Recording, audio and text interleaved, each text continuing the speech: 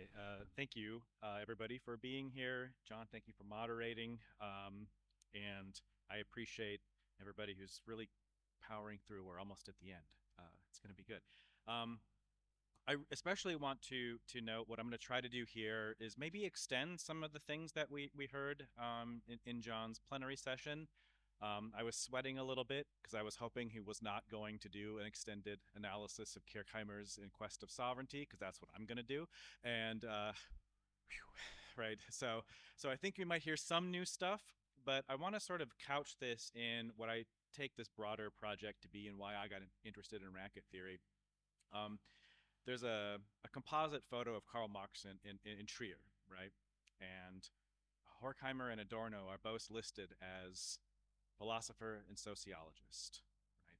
Herbert Marcuse is also in this composite photo, but he is described as an American philosopher of German origin. And so I was curious about this distinction, and so this started a whole notion of like, well, what does it mean to say Marcuse is an American? And so part of what I want to look at with this notion of racket theory is how I think Marcuse understood the term and what he received from Horkheimer, and how he and Kirchheimer, I think, made some use of some trends in American academic thought to sort of build a conception of rackets that might be a little different than the ones that we inherit from Horkheimer and Adorno. Um, so that's sort of the broader point here. And so, in a letter to Horkheimer in 1942, Marcuse writes, "I have looked up several books for concrete material on the problem of rackets, but the available sources here are utterly insufficient. The theoretical thesis we want to expound is so daring that it seems to me not enough to quote some more or less well-known books, and I wonder whether you should not ask Kirchheimer or Gerland to collect the material in New York. However, I shall do my best to gather whatever I can find." End quote.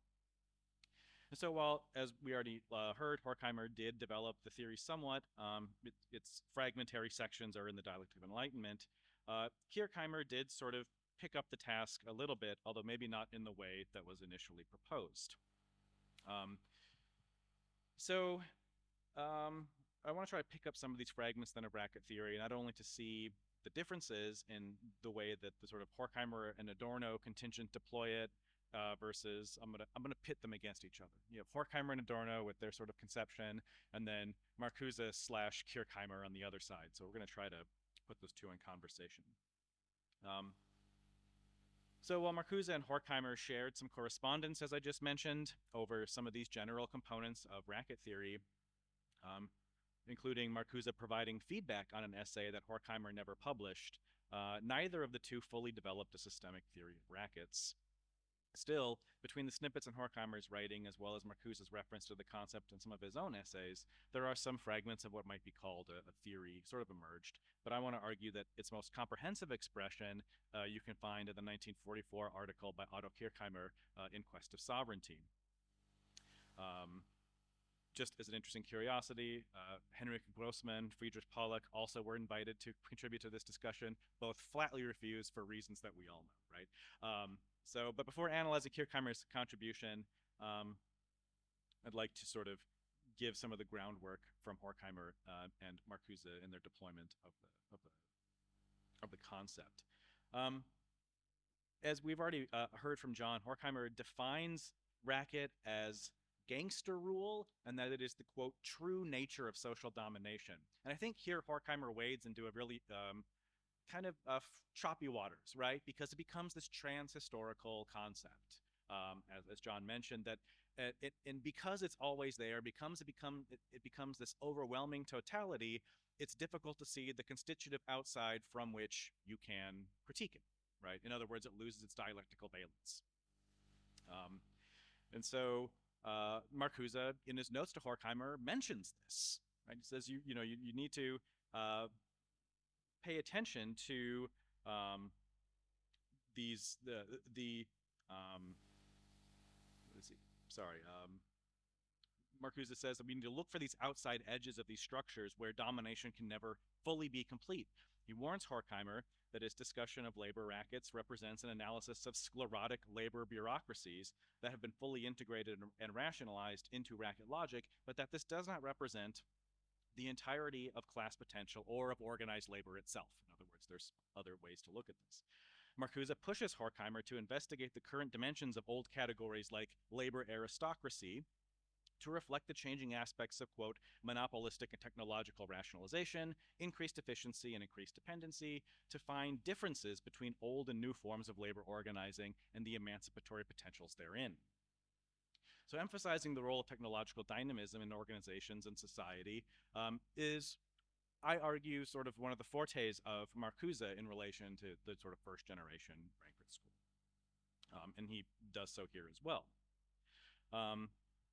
And so while Horkheimer and Adorno developed racket theory in a way that stressed its totality and its permeation into all spheres of life, Marcuse accepted a more sort of loose interpretation of a notion of rackets and then looked for ways to poke holes in that totality. And this sort of, I think he had this vision in mind when he was recruiting people to sort of work on the racket project, and Kirchheimer fit that bill. So this is a stealth paper at a Marcuse conference about Otto Kirchheimer. Sorry. And so, you know, I think there are some interesting notions from Horkheimer and Adorno. I'm not saying we need to just toss out that entire section of dialectic of enlightenment or whatever, but I suggest that Marcuse and Kirchheimer provide a lens to find differentiation within what otherwise looks like a totality of rackets. And like I said, I'm not sure Kirchheimer understood the project of rackets in the same way that Horkheimer and Adorno did, which maybe we're all the better for because we got this, you know, article in Quest of Sovereignty where Kirchheimer deploys rackets to make sense of the monopolistic tendencies of business organizations, as well as the legislative administrative apparatus that sustains monopolization. He also looks at the unique role of labor within and between these two forces. And so when Kirchheimer does introduce rackets, his definition is continuous with the way it was used by Horkheimer and Marcuse, if slightly scaled back.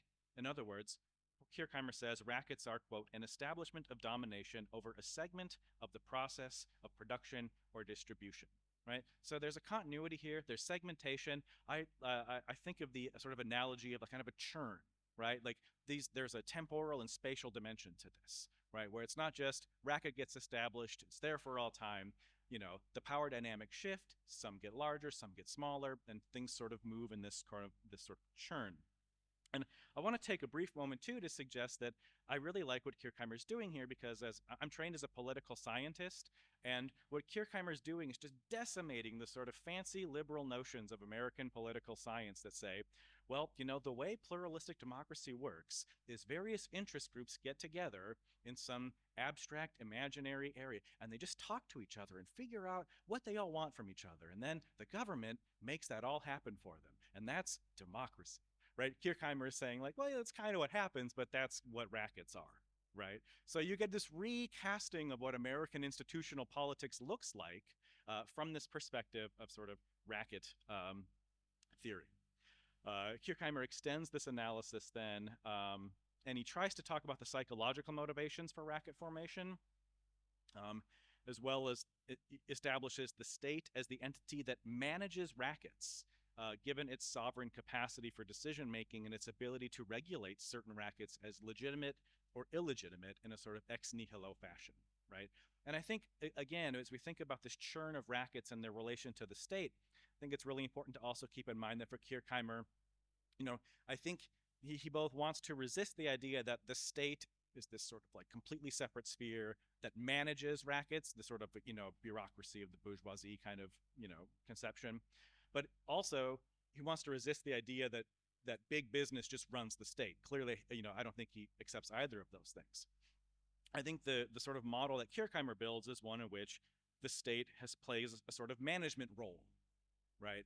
It deploys legitimacy and grants legitimacy to certain rackets in certain ways that bolsters its own sort of institutional power and delegitimizes or downplays other ones, right? So it sort of manages that churn, right, of the sort of turning over. And it's worth noting as well that, you know, I think Kirchheimer does establish, though, that the state's one sort of unique aspect in managing this sort of nexus of rackets is this sovereign decision-making power. You know, an idea he, you know, surely gets from his Dr. Vater Carl Schmitt. which that's a whole other paper about that relationship with those two. So there is nothing inherently legitimate or illegitimate about a given racket, but that the state decides that it is so, right? So that's the sort of legitimation process. And here I think Kirchheimer agrees with Marcuse's sentiment that the political problems of rackets is one of institutional organization and not the content of the racket itself, right? In other words, we can move from the sort of normative basis where we say, well, this group is they're bad, this other one is good, and we like the way they do things and the way these other do things. Here's another example, I think, of how what Kirchheimer is doing is just sort of giving lie to this notion of institutionalist politics, especially in the American context, right?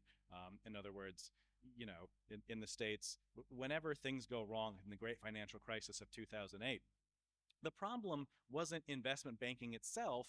It was that certain investment banks made really bad decisions, right? And so you elide, these structural critiques in favor of these sort of normative evaluations. So I realize, despite my best efforts, we always run out of time. It's a peculiarity of conferences. So I then sort of turn in this paper and onto my broader project, where I'm trying to argue that I think one thing that I think Marcuse in particular does really well, and this is apparent, from the 30s on. I think, especially when he gets to New York and starts engaging in American academia, I think Marcuse accepts, or at least takes seriously, some American institutional economics as a way to think through what it might mean to consider what is the outside of a racket and what that can look like. And you can find some interesting, I won't say allies, right? But there's interesting stuff out there. So for instance, John Kenneth Galbraith, Canadian turned American economist, an institutionalist, has a theory of what he calls the bezel, as in embezzlement, right? And for Galbraith, the bezel is just the sort of like cost of doing business, right? Like that's the little bit that you skim off the top, like the stuff that falls off the back of the truck, right? He just sort of institutionalizes this. This is a fact of American capitalism, and it's not that, it's not some sinister cabal, but it's just the cost of doing business. I think, for instance, that's it. I think that's something that Marcuse takes pretty seriously, and you see echoes of that in One Dimensional Man too, of course, right, where he talks about Galbraith and the affluent society. So let me just can't skip everything, crazy, and start to sort of conclude here. I want to argue that I think Kirchheimer's article in Quest of Sovereignty sets the stage to best analyze racket society, and to go back to a conversation between Licca and John when you had your Q&A, this idea of, well, are there good rackets? And I think you're right to suggest that no, right? There's some sort of definitional barrier here where, because you have to, submit totally to the domination of a racket, it's hard to think of that in an emancipatory way. Nevertheless, in this article in Quest of Sovereignty, Kirchheimer does sort of try to move past the to theorize out of the labor aristocracy of trade unionism to get to what he calls the ultima ratio of labor, which is a general strike. So I do think Kirchheimer is trying to figure out, right, like what is the countervailing force that can resist a racket? And in one sense, he's skeptical of the traditional labor organizing models to do that, but he also is trying to sort of think about what would it mean for labor to sort of form this general strike. Now, that of course is an enormously difficult task that involves all sorts of class consciousness and meta-organization. Oh, okay. I gave myself less time than you were giving me, so I'm maybe we'll end with a little time for questions. So Kirchheimer also notes that this theory of rackets then gets translated into the everyday life of citizens as a loss of agency, because rackets give lie to these myths of meritocracy and fairness, right? And this is just sort of a prima facie kind of truth, right? There's a nice liberal story about how merit will produce, a certain outcome that you deserve, and rackets are baldly not doing that, right? Like they gatekeep and put people in positions whether or not they deserve it, and they do violence to other people. Um, so I think if we think about Kierkegaard's project doing that, along with Marcuse's engagement with American institutionalists of people like John Kenneth Galbraith, even before that, Thorstein Veblen, thinking about what institutional development looks like, why institutions get stronger, why they degrade, why they become, in Veblen's words, imbecilic. I think we can get a lens for critical theory to think through these questions of technology, automation, standardization in ways that could point to the political possibilities of qualitative change. That is to say, while many institutions are indeed rackets, aspire to be rackets, or exhibit racket-like behavior, it is difficult to theorize beyond the totality if we posit, as Horkheimer and Adorno did, that all organizations are basically rackets and that all rule is essentially gangster rule, right? So I'm just trying to find those qualitative edges where we can maybe find a foothold to think about what an alternative might look like is all. Instead, taking up questions of organized labor in its trade union sense should give us pause to think about how we theorize the labor process itself. What does it mean to strengthen working class power? It is less potent, I think, to simply assume that all trade unions are rackets. As well, when considering automation, luxury, notions of value, a critical theory infused with, I would say, with folks like Galbraith and Veblen and these institutionalists, is a reminder that the overproduction of commodities due to standardization leads to privatization, not democracy. In the same vein, American institutionalism is well served by an engagement with the critical theory of rackets. General knowledge may not yield a general working class politics. In fact, I think we're pretty clear that's not going to be the case. But rather, we see a way in which insulated institutions try to solidify power within a state-corporate nexus, right? In other words, they don't really need us, right? They're doing their own thing, playing their own game. And similarly, then, those in the affluent society may take themselves to be well sated, liberated from want, and even as a system creates false needs, we may think we essentially are volunteering to remain in the thrall of rackets that overproduce this overabundance.